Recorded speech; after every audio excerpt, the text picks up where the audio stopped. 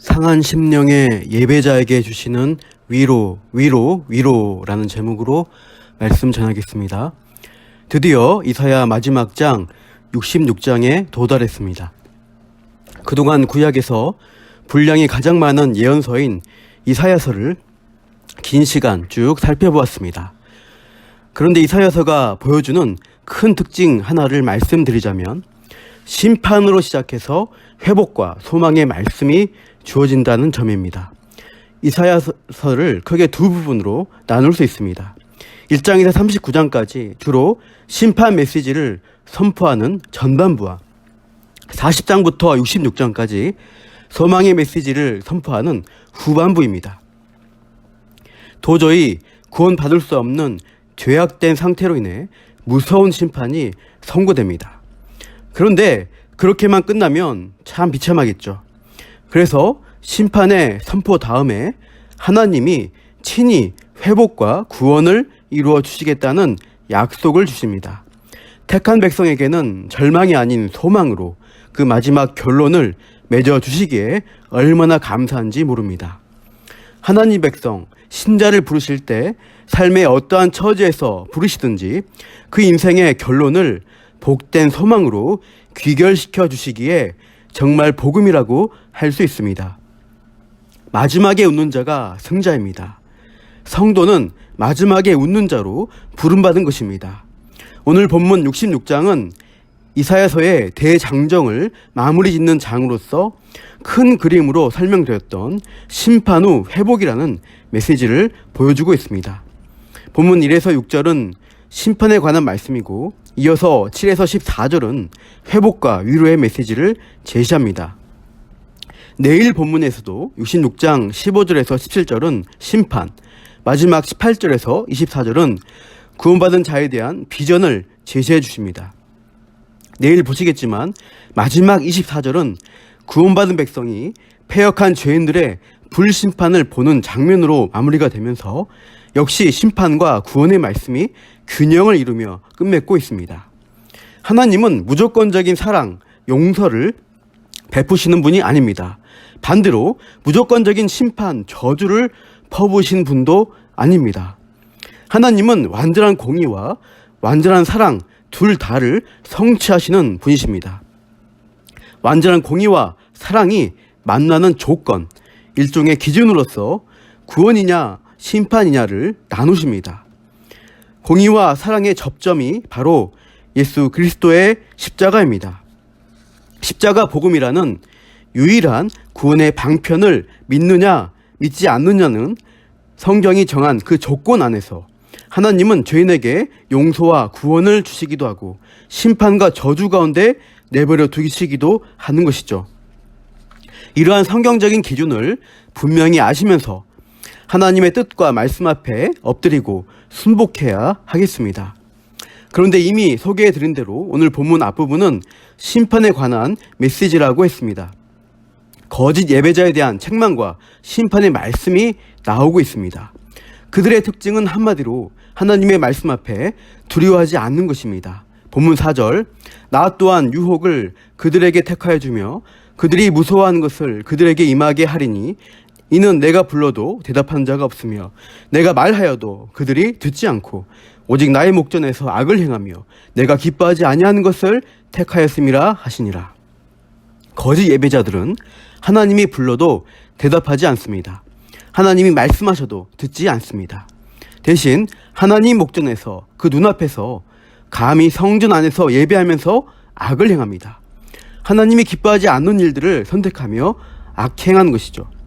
그런데 겉보기에 그들은 성전에서 제사하며 예배했습니다. 3절을 참고하시면 소를 잡아드렸고 어린 양으로 제사를 드렸습니다. 또한 예배를 드리며 분향하는 일에도 동참했습니다. 겉보기에 그들은 문제가 없었습니다. 성전 예배를 안 드린 게 아니라 드린 것이죠. 그럼 하나님은 왜 나의 목전에서 그들이 악을 행한다고 하실까요? 그 이유가 3절 끝에 나옵니다. 그들은 자기의 길을 택하며 그들의 마음은 가증한 것을 기뻐한즉 거짓 예배자들은 자기의 길을 자기 뜻대로 택했다고 하십니다. 무엇보다도 겉모습, 형식이 아닌 그들의 마음, 그들의 진심은 하나님이 가증히 여기는 것을 기뻐했다는 것입니다. 그러니까 그들의 예배는 위선적인 예배였습니다. 하나님을 경외하는 마음이 없이 겉모습만, 예배 형식만 갖추었던 것입니다. 구약 선지서 곳곳에서 제사나 제물을 원치 않는다고 하시는 하나님 말씀을 찾아볼 수 있습니다. 아모스 5장 21절 22절에 내가 너희 절기들을 미워하여 멸시하며 너희 성회들을 기뻐하지 아니하나니 너희가 내게 번제나 소제를 드릴지라도 내가 받지 아니할 것이요 너희의 살진 희생의 화목제도 내가 돌아보지 아니하리라. 말라기 1장 10절 만군의 여호와가 이르노라 너희가 내 제단 위에 헛되이 불사르지 못하게 하기 위하여 너희 중에 성전문을 닫을 자가 있었으면 좋겠도다. 내가 너희를 기뻐하지 아니하며 너희가 손으로 드리는 것을 받지도 아니하리라. 예수님은 당대 가장 의로운 종교 지도자로 여겨졌던 바리새인들을 향해서 회칠한 무덤이라고 질책하셨습니다. 겉으로는 하얗게 칠해서 아름답게 보이지만 그 속은 죽은 뼈와 부패한 것으로 가득 찼다는 겁니다. 드리는 사람의 마음이 바르지 못한데 그 마음 없이 드려지는 예배는 하나님이 받지 않으시는 겁니다. 거짓 예배자들이 가진 마음은 무엇이었을까요? 아까 본문 3절에 그들이 자기의 길을 택했다고 말씀했죠. 그들은 하나님이 선택하시고 기뻐하는 일을 거부하고 자신들의 스스로 선택하기를 기뻐했습니다. 즉 자신이 원하고 좋아하는 것만을 추구했지 하나님이 원하시는 것에 관심을 두지 않은 것입니다. 다시 말해 하나님의 말씀에 귀 기울이지 않았습니다. 하나님 말씀을 존중히 여기지 않고 경외하지 않았습니다. 사무엘서에 나오는 엘리와 엘리의 두 아들이 그러했습니다. 사무엘상 2장 29절 너희는 어찌하여 내가 내 처소에서 명령한 내 제물과 예물을 밟으며 내 아들들을 나보다 더 중히 여겨 내 백성 이스라엘이 드리는 가장 좋은 것으로 너희들을 살찌게 하느냐. 30절 하반절에 나를 존중히 여기는 자를 내가 존중히 여기고 나를 멸시하는 자를 내가 경멸하리라. 그래서 중히 여기다, 존중히 여기다 다 카바드 동사로 원뜻은 무겁다입니다. 반면 경멸하다 하고 번역된 칼날 동사는 가볍다는 원뜻을 갖습니다. 예배자가 하나님의 말씀을 무겁게 여기느냐 가벼이 여기느냐에 따라 하나님께서도 예배자에 대한 태도를 달리하신다는 겁니다. 하나님의 말씀을 가볍게 여기고 멸시한 엘리의 두 아들은 결국 한날 한시에 죽임을 당했습니다. 엘리 제사장 역시 그날 즉사했습니다. 이렇듯 하나님은 거짓 예배, 위선적인 예배를 경멸히 여기십니다. 그들은 하나님을 바라는 것이 아니라 하나님이 주시는 현실적인 복과 이득을 기대하는 것입니다. 실상 하나님을 경배하고 예배하는 것이 아니라 만몬, 물질, 성공, 욕망을 예배한 것입니다. 그래서 성전에 와서는 하나님께 예배하는 것 같지만 세상에 나가서 다른 신, 우상숭배 자리에 가서는 동일한 만몬과 재물을 기대하며 바알 숭배, 아세라 숭배를 거리낌 없이 행할 수 있었던 것이죠. 혹시 우리의 예배, 우리가 예배할 때 마음에는 어떤 것들로 채워져 있나요? 주일에 예배할 때 성도 여러분의 마음은 어떠셨나요? 내 것, 내가 원하는 것, 자기의 길을 선택하고 그것만을 강력하게 원하는 마음으로 하나님이 내가 원하는 것들을 들어주셔야 한다는 자기 중심적인 마음으로 예배했다면 그 예배는 하나님이 기뻐하시는 예배가 아니었습니다. 그런 헛된 마음으로 드리는 예배 행위는 무엇이냐? 구약 제사 예배 형식들이 하나님 앞에 그 실상이 이런 것이라고 아주 강렬한 비유를 사용하시죠. 본문 3절에 소를 잡아 드리는 것은 살인과 다름없고 어린 양으로 제사 드리는 것은 개의 목을 꺾음과 다름없으며 드리는 예물은 돼지의 피와 다름없고 분향하는 것도 우상을 찬송함과 다르지 않다고 무섭게 책망하십니다. 살인과 같고 합당하지 않은 개나 돼지로 제사하는 것에 불과하다. 하나님을 예배한다 하지만 결국 우상 숭배하는 것임을 분명히 지적하십니다. 그러면 하나님이 기뻐하시는 예배자의 마음은 무엇일까요? 본문 2절 하반절 다 같이 읽어보실까요? 무릇 마음이 가난하고 심령에 통회하며 내 말을 듣고 떠는 자 그 사람은 내가 돌보려니와. 마음이 가난해야 합니다. 그 심령에 통회함이 있어야 합니다. 무엇보다도 하나님 말씀을 듣고 떠는 자, 즉 말씀을 경외하는 사람이 바른 예배자의 태도라는 것입니다. 시편 51편 17절에 하나님께서 구하시는 제사는 상한 심령이라 하나님이여 상하고 통회하는 마음을 주께서 멸시하지 아니하시리다. 하나님께서 구하시는 제사, 예배는 상한 심령이라고 했습니다. 이 세상에 발생하는 악한 일들, 이 사회와 사람들 중에 있는 온갖 범죄, 압제, 폭력, 거짓을 보게 됩니다. 최근 여러 가지 갑질 뉴스들, 사건들 보시죠. 어린 자녀에 대한 학대와 살해 사건이 끊이지 않습니다.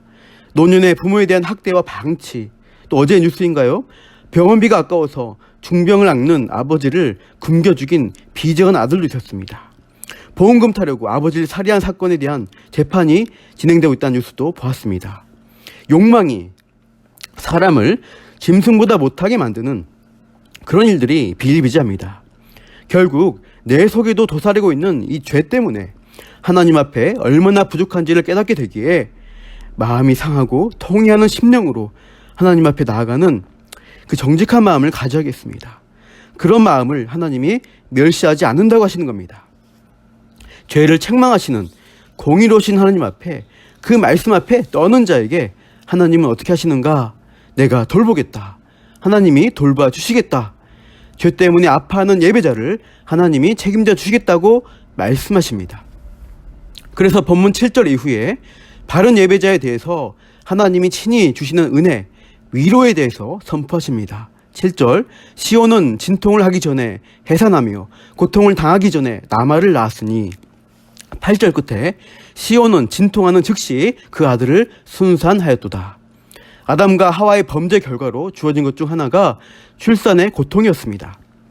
그런데 하나님의 은혜 받은 시온은 해산의 고통, 진통이 면제되고 순산한다고 말씀하십니다. 아담으로부터 시작된 죄의 저주로부터 해방된다는 의미입니다. 9절, 하나님이 그렇게 해산하도록 은혜를 주신다는 겁니다. 죄와 사망을 낳는 게 아니라 의와 생명을 낳게 하실 것이기에 하나님은 새 예루살렘 백성들을 향해 이렇게 선포하시죠. 10절, 예루살렘을 살아가는 자들이여 다 그 성읍과 함께 기뻐하라. 다 그 성읍과 함께 즐거워하라. 그 성을 위하여 슬퍼하는 자들이여 다 그 성의 기쁨으로 말미암아 그 성과 함께 기뻐하라. 기뻐하라, 기뻐하라. 반복하시며 즐거움과 기쁨이 넘치는 장면을 제시하십니다. 11절, 12절, 엄마 품에 안겨 젖을 빨고 만족하는 아기에 빗대고 있고요. 13절에서는 위로라는 말로 반복하여 복된 결과, 소망을 말씀하십니다. 13절, 어머니가 자식을 위로함 같이 내가 너희를 위로할 것인즉 너희가 예루살렘에서 위로를 받으리니. 이사야 40장 1절에서 위로하라, 내 백성을 위로하라로 시작했듯이 이사야 마지막 장에서도 위로를 외치시며 하나님이 하실 일로 인해 하나님 백성이 받을 위로가 얼마나 클지를 분명히 약속하십니다. 이사야 61장 2절에서도 여호와의 은혜의 해와 우리 하나님의 보복의 날을 선포하여 모든 슬픈 자를 위로하되, 모든 슬픈 자를 위로하신다고 하셨습니다.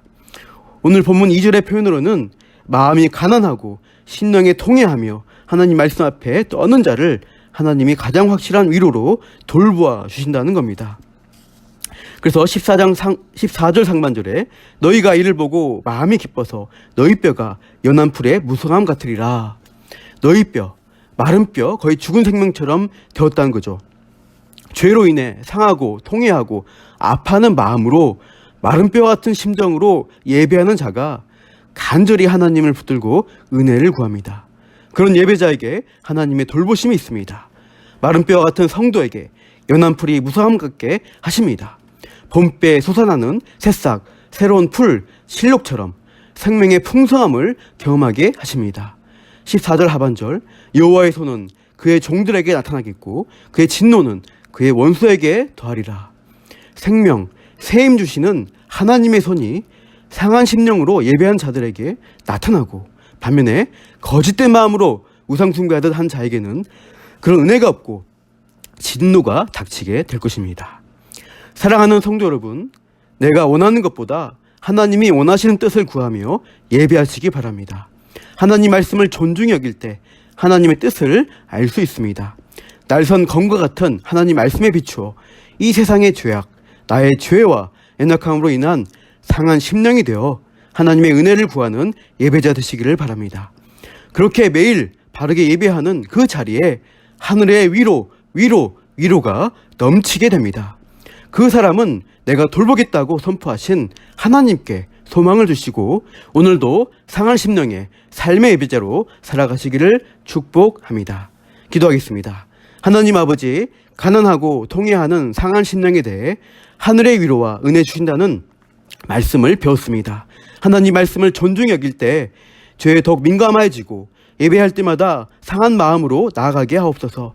그래서 더욱 은혜로 채우시며 세상 위로가 아니라 하나님이 주시는 위로로 이 세상을 이기며 힘있게 살아가게 하옵소서. 감사하며 예수님의 이름으로 기도합니다. 아멘.